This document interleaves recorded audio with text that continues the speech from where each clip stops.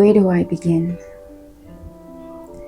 Being a Namibian woman must have been one of the most gracious and profound moments of my life. Being a Namibian woman is both a blessing and a curse. A blessing because I'm so fortunate to be born in a country where our freedom fighters have fought for the rights of our people.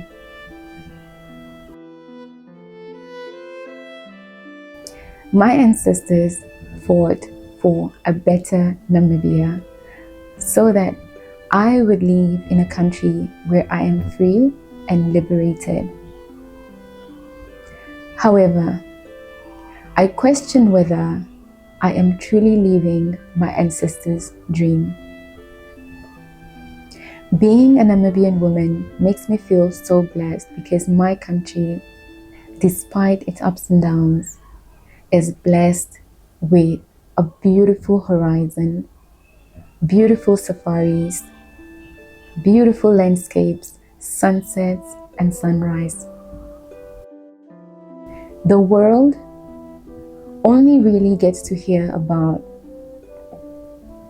Etosha National Park, Sources Dead Flay, the wonders of the Namib Desert, the dry savannas, the taste of great brewed beer, the friendliness of the Namibian people, their helping spirit and kind hearts.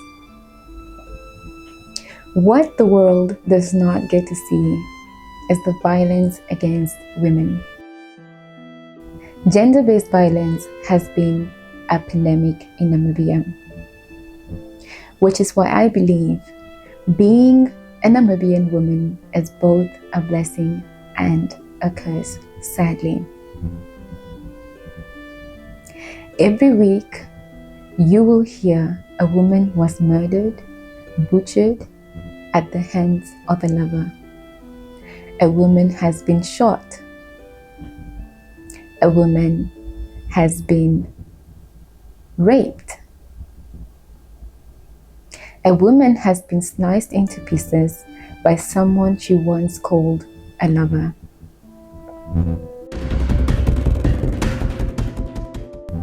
A woman dying in Namibia is not something unusual. If anything, it has become quite a norm. It's almost as if a lot of us would read this in the newspapers, would read this on social media, or even watch it on the news and just continue our day as if everything is normal. I question whether we are alone, whether anyone cares, or whether this is the end of us as women in Namibia. What I yearn for is a society with laws that protect women and laws that listen to the cry of women. So many cases happen because they were reported and the abuser receives no warning. Sometimes the abuser is arrested and he goes out on bail and strikes again.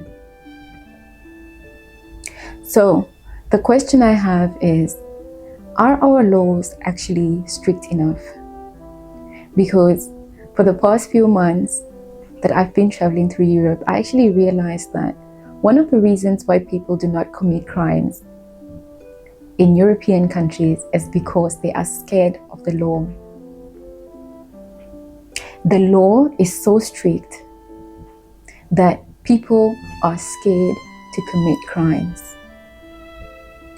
What is our law doing to protect women? Do we need to implement stricter rules and laws to protect women? Because sometimes I think our joke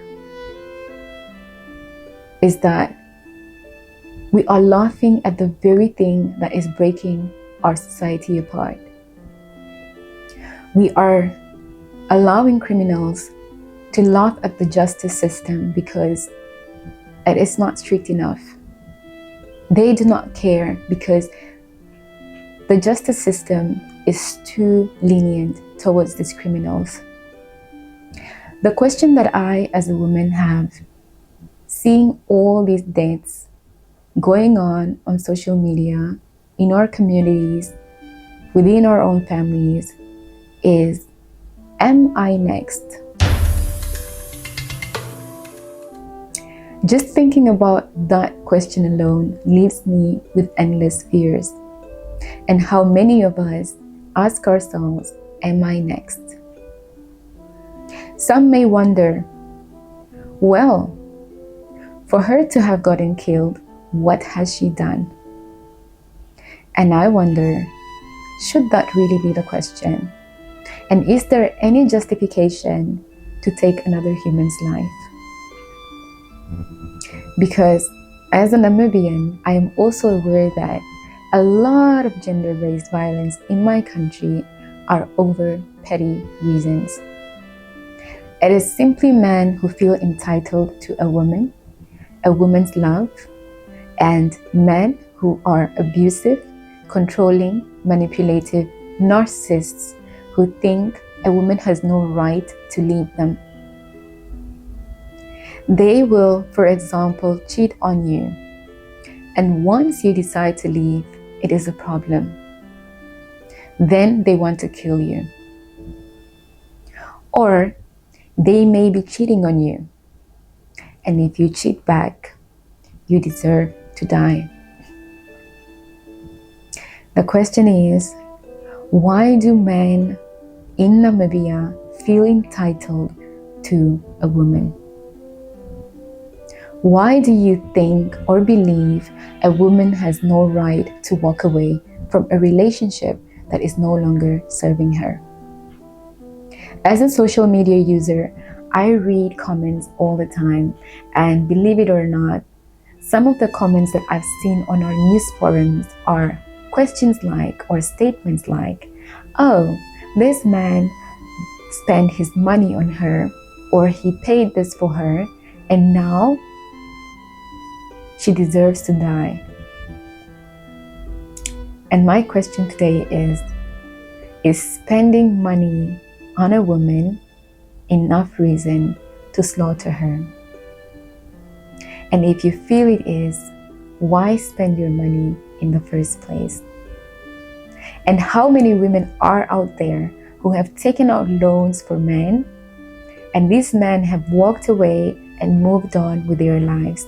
How many women have given men money in Namibia, and these men have walked away when they wanted to and moved on with their lives? There are so many. There are so many women in Namibia who provide for men, and these men move on because that is what they want. And I think women deserve the same right. If a relationship is no longer serving them, let them move on. Because my concern has always been, am I next? This video is not to say all men are horrible. This video is not to say that all men are killers. But when we say all men are trash, I hope you understand that this is to say that we are tired of men who are killing our women, who are raping our women, who are strangling our women, who are abusing them, belittling them. We are tired of gender-based violence. And it only makes sense for us to say men are trash. My vision and my desire as a woman living in Namibia is a safer society, and a society that offers men an opportunity to get counseling. Men's mental health should be prioritized as a result, because it is quite evident that men's mental health in Namibia is one of those factors that are highly ignored. But generally, a lot of us, especially African people, we need healing. We need healing, we need therapy, we need counseling, because there is so much that is breaking us down. There is so much that we need to heal from. Things that we know and things that we know not. Thank you for watching.